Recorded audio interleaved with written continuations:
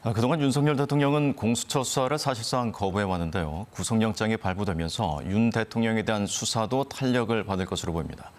고위공직자범죄수사처에 나가 있는 취재기자 연결하겠습니다. 신현욱 기자, 윤 대통령이 구속됐는데 오늘도 조사가 예정돼 있습니까?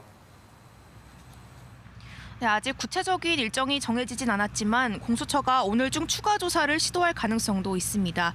공수처는 오늘 새벽 2시 50분쯤 윤 대통령에 대한 구속영장을 발부받았는데요.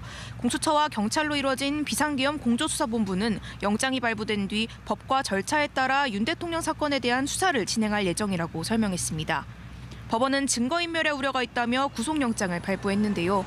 공수처는 윤 대통령이 휴대전화를 바꾸고 텔레그램을 탈퇴해 증거인멸 우려가 있다고 구속영장 청구서에 적시한 바 있습니다. 윤 대통령 측 석동현 변호사는 현직 대통령에 대해 법원이 구속영장을 발부한 건 납득하기 힘든 반헌법, 반법치주의의 극치라고 입장을 밝혔습니다.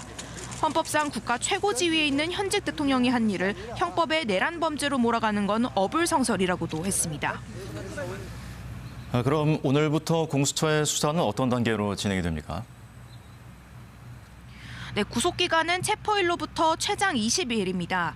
윤 대통령이 지난 15일에 체포됐으니 원래대로라면 2월 3일까지인데 체포적부심과 구속영장 심사에 쓰인 시간을 빼면 하루 이틀 정도 길어질 수 있습니다. 윤 대통령에 대한 신병 확보 기간이 늘어난 만큼 수사에도 탄력이 붙을 거로 보이는데요. 공수처는 윤 대통령에 대한 기소권이 없어서 기소를 위해 사건을 검찰에 넘겨야 하는데 공수처와 검찰은 이 사건을 각각 10일씩 수사하기로 일단 협의했습니다. 다만 윤 대통령은 공수처에 수사권이 없다며 체포 이후에도 조사를 거부해왔는데요. 구속된 이후에도 이런 방침을 고수하면 공수처는 윤 대통령을 강제로 조사 장소로 데려오는 강제 인치나 구치소를 방문 조사하는 방안도 고려할 수 있습니다. 공수처 관계자는 일단 윤 대통령에 대한 대면 조사가 필요한 상황이라고 설명했습니다. 한편 공수처는 어제 구속영장 심사를 마치고 복귀하던 공수처 차량이 시위대의 저지로 파손되고 공수처 인원들이 위협을 받았다며 경찰에 강력한 처벌을 요청할 방침이라고 설명했습니다. 지금까지 과천 공수처에서 KBS 뉴스 신현욱입니다.